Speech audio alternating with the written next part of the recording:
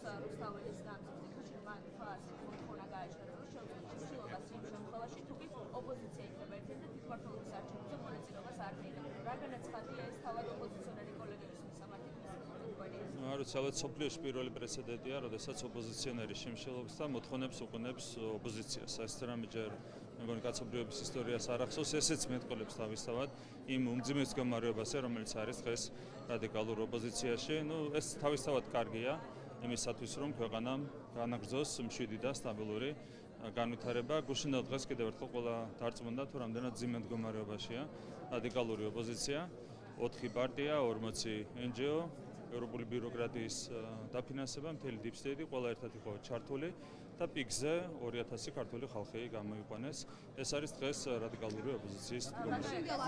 გერმანიის ელჩი იმყოფებოდა ბატონო ირაკლი. კი, კიდე გისმენთ.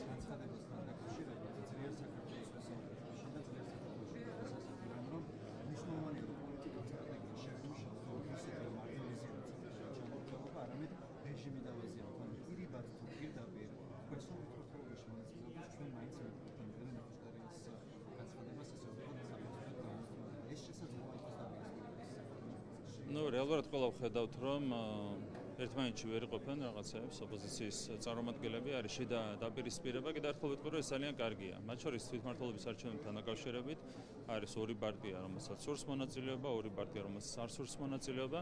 ეს გახლეჩვა ძალიან კარგია რადიკალურ ოპოზიციაში. რა თქმა უნდა, საბოლოო ჯამში ყველა ერთია. მაგრამ არის პიროვნული ამბიციები, პიროვნული დაპირისპირებები, სუბიექტური ინტერესები, რაც მეტი იქნება ასეთი გახადგილება რადიკალური ოპოზიციის შიგნით, მით უკეთესი ჩვენი ქვეყნის ეროვნული ინტერესებისთვის. გერმანიის ელჩი იმყოფებოდა დალაშქრებისგან, გერმანიის ელჩი იმყოფებოდა ელენე ხოშტარიასთან. როგორ ფიქრობთ, მსგავსი ნაბიჯი დაქმედება დიპლომატისგან არის იმანიშნებელი? ერთი ეს რომ არის ვენის კონვენციის მორიგი უხეში დარღვევა. მეორე ეს არის ადამიანის მხრიდან თვითდაზიანების წახალისება. რა თქმა უნდა, არც ერთი მიმართულებით არ შეიძლება ჩვენ ვიყოთ ტოლერანტული იმ არასწორი იქმედების მიმართ, რომელსაც ახორციელებენ კონკრეტული ელჩები. ვენის კონვენციის დარღვევაც არის მიუღებელი და თვითდაზიანების წახალისებაც არის აბსოლუტურად მიუღებელი. ბატონო, ამ თემაზე ვსაუბრობთ დიდ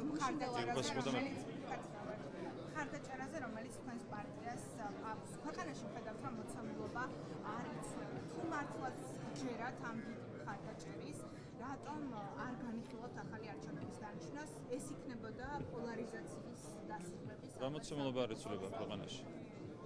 ქვეყანაში რა პროტესტი გუშინ, ნახეთ, გუშინ 4 პარტია, 40 NGO, მთელი deep state, ევროპული ბიუროკრატიის დაფინანსება და 2000 ქართულ ხალხზე მეტი ვერ გამოიყვანეთ. ეს არის რაც შეიცვალა, ხო, ბოლომდე გაინადგურეთ საკუთარი თავი მთელმა რადიკალურმა ოპოზიციამ. ამიტომ ყველაფერი ძალიან კარგად მიდის. რადიკალური ოპოზიცია კიდევ უფრო ინადგურებს თავს, ქვეყნის ეკონომიკა ვითარდება, ქვეყანა ვითარდება ყველა მიმართულებით. რა თქმა უნდა, ეს განვითარება უნდა გაგრძელდეს. არ განიხილოთ, ანუ არც ერთ შემთხვევაში ახალი არჩევნების დანიშნას. ახლა მე მგონი თქვენს არ გჯერათ იმ შეკითხვის, რომელსაც ვამთ. კი, უპასუხოთ მე ეს. გუშინ იყო ჩართული ამ აქციაში ევროკავშირის დაფინანსებული ორგანიზაციები, სადაც ასევე გახმოვანდა მუქარი, რომ საჭიროა რევოლუციური ცვლილებები, რაც ნიშნავს ესეთი ბრძანები და რა არის ამ ადამიანების მიზანი. ერთი ყველა ხედავს, რომ deep state ევროკავშირის დაფინანსებას იყენებს საქართველოში რევოლუციური პროცესების სახალისებლად. კარგი ის არის, რომ არავითარი პერსპექტივა ამ პროცესებს ბუნებრივი არ აქვს, მაგრამ თავისთავად ის ფაქტი, რომ ევროკავშირის ფონდებიდან დაფინანსებული NGO-ები აწყობენ 2000 კაციან აქციას, ითხოვენ ხელისუფლების დამხობას და ამ შემდეგ, ეს ძალიან სამწუხარო რეალობას ქმნის და რა თქმა უნდა, ასეთი ქმედებები, ასეთი ფაქტები ძალიან მძიმე დაისახება არა მხოლოდ სამწუხაროდ ევროპული ბიუროკრატიის, თუნდაც ევროკავშირის იმიჯზე ჩვენს ქვეყანაში და ამიტომ არავის უგვირს, რომ 80%-დან შემცირებულია ნდობა ევროკავშირის მიმართაც კი რადიკალურად, ხო, დაახლოებით 50% ცოტა მეტია დღეს ნდობა. რატომ? იმიტომ რომ ევროპული ბიუროკრატია, რომელიც იმართება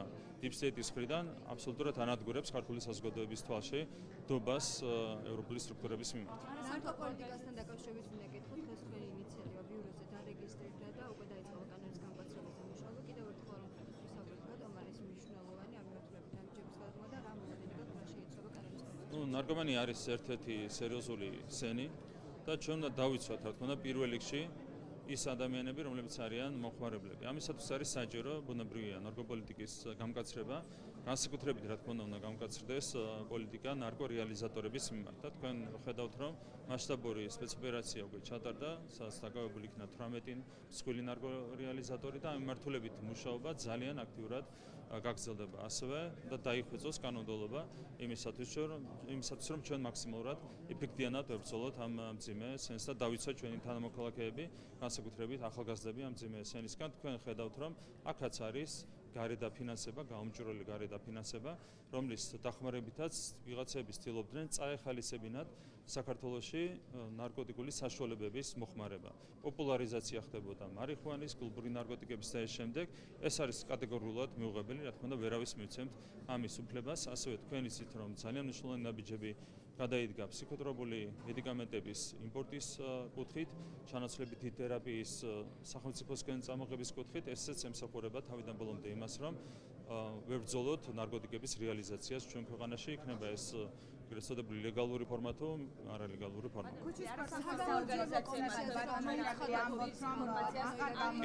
უნდა მიყოს ხოდა მე რა თქმა უნდა, ხო. გასაუბრობდით ქუჩის პროტესტზე, რომ აღარ გამოდის ხალხი ქუჩაში. თუ არ გაწუხებთ პროტესტის ის დონე, რომელიც ამ დრომდე ნარჩუნდება ქვეყანაში, მაშინ არ შეგვჭირდებათ ის რეპრესიული კანონები, ცვლილებები, ჯარიმები, რომელსაც ვხედავთ მთელი ამ დროის განმავლობაში, თუ არაფერს არ ნიშნავს პროტესტი. პირველი გუშინ გამოვიდა 2000 ქართველი ხალხი, რაც არის სრული მობილიზაციის პირობებში, სრული ფიასკო. მეტი არ იყო, სრული პასუხისმგებლობით გეუბნებით, როგორც არ უნდა გწყინდეთ, გუშინ იყო პიკზე 2000 ქართველი ხალხი გამოსული. და რაც შეეხება ჯარიმებს, სანქციებს, მსოფლიოში არ ხდება ასეთი რამ არსად, რომ 150 კაცი და ხანდახან 100 და 50 კაცი კეტავს დედაქალაქის ცენტრალურ გამზირს. ეს არის აბსოლუტურად უპრეცედენტო მოვლენა. ამას შეიძლება რა თქმა უნდა ჯარიმები დაპირისპირება. ხო არის მეორე მხარე საზოგადოების ინტერესები. საზოგადოებას უნდა რომ შვიდად გაიაროს რუსთაველის გამზირზე, თუნდაც იმ 9 საათის განმავლობაში, როცა იკეტება ხოლმე ქუჩა. ამას შეიძლება ბუნებრივია ჯარიმები, ამას შეიძლება შესაბამისი ზომები და ამას ყველა უნდა შეეგუოს ბუნებრივია. ბატონო, ანტიკორუფციულ ბიუროსთან დაკავშირებით თქვენს არასამთავრობო ორგანიზაციების წარმომადგენლებმა, რომ ჩვენ მათ არ მივაწვით ინფორმაციას, რადგან გთხოვენ პერსონალურ ინფორმაციას. როგორ ფიქრობთ, რატომ არ აწვდიან ინფორმაციას არასამთავრობოები ანტიკორუფციულ ბიუროს რისი მანიშნებელი? ბევრი რამ აქვს დასამალი. რეალურად ზუსტად ის სტანდარტი მოქმედებს არასამთავრობო ორგანიზაციების მიმართ, რაც მთელი ამ წლების განმავლობაში მოქმედებდა პოლიტიკური პარტიების მიმართ. იქ რატო არ აინტერესებდათ არც პერსონალური ინფორმაცია და არც არაფერი, ხო? რეალურად ხდება ზუსტად იმ ინფორმაციის გამოთხოვა, რა ინფორმაციასაც გამოითხოვდა ხოლმე ანტიკორუფციული სამსახური მთელი ამ წლების განმავლობაში, 20 წლის განმავლობაში პოლიტიკური პარტიებისგან. რა თქმა უნდა, ეს ყველაფერი არის თითიდან გამოწვეული საბაბი სინამდვილეში NGO-ებს და მათ პატრონებს ძალიან ბევრი რამ აქვს დასამალი, მათ შორის დასამალი აქვს ის, რომ უცხოური გამომჭრელი და ფინანსებით ისინი ახალისებდნენ ნარკომანიის, ასე ვთქვათ, გავრცელებას ჩვენს ქვეყანაში, აწყობდნენ რევოლუციებს ამ ქვეყანაში, ებრძოდნენ ეკლესიას, ებრძოდნენ სახელმწიფო ინსტიტუტებს და შემდეგ ეს არის დასამალი, ეს არის თავარი მიზეზი, რატომაც ისინი გაურბიან შესაბამისი დაფინანსების შესახებ ინფორმაციის გასაჭაროებას. საგამოძიებო კომისიასთან გეკითხებოდით, განაჩენი ოპოზიციონერების ნაწილი ხდება ცნობილი, დღეს ავარდოთ გვანამიას, განაჩენი გახდება ცნობილი, რატომ ურჩევნიათ ამ ადამიანებს, რომ პატრონობით დააღწიონ კითხვებს თავი და არ გასცენ კითხვებს პასუხი, ანუ რა არის ის? რეალურად ეს დავალება, ეს არის პატრონების დავალება, პატრონებმა გადაწყვიტეს ეს ადამიანები არ შეიყვანათ პარლამენტში და შეიყვანათ ციხეში. ეს იყო თავიდან ბოლომდე მათი პატრონების გადაწყვეტილება, ისინი ძალიან ცუდად ექცევიან საკუთარ აგენტებს, ხედავთ რა მდგომარეობამდე მიიყვანეს საკუთარი აგენტები, ხო?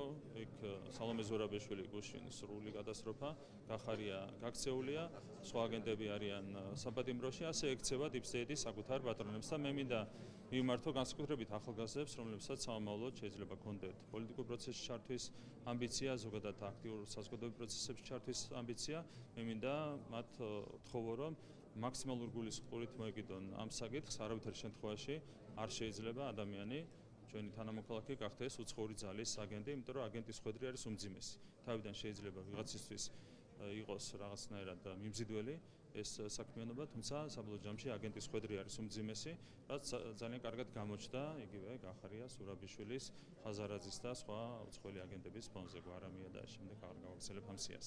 მიგრაციის კანონზე ევროკომისარი უკაცრავად ამდენი ხანია კითხვის დასმა უმაღლესი ევროკომისარი სომხეთშია ვიზიტით უკვე მეორე დღეა, ხედავთ სომხეთი დემოკრატიის თვალსაზრისით წინ მიწევს. სად არის აქ საქართველო, რომელიც ნამდვილად იყო ლიდერი ქვეყანა, დღეს ვეღარც ვიზიტებს ხედავთ ოფიციალური პირების და ამ დროს ევროკომისარს ვხედავთ სომხეთში მთელი შეხვედრების სერია. საქართველო არა მხოლოდ ჩვენს რეგიონში, არამედ ევროპის მასშტაბით არის ლიდერი დემოკრატიის თვალსაზრისით. თქვენ ხედავთ კატასტროფული მდგომარეობა მთლიანად ევროპის მასშტაბით, არა მარტო რეგიონში, ევროპის მასშტაბით დემოკრატიის კუთხით საქართველო არის ერთ-ერთი ლიდერი და მოწინავე ქვეყანა, ეს არის რეალობა.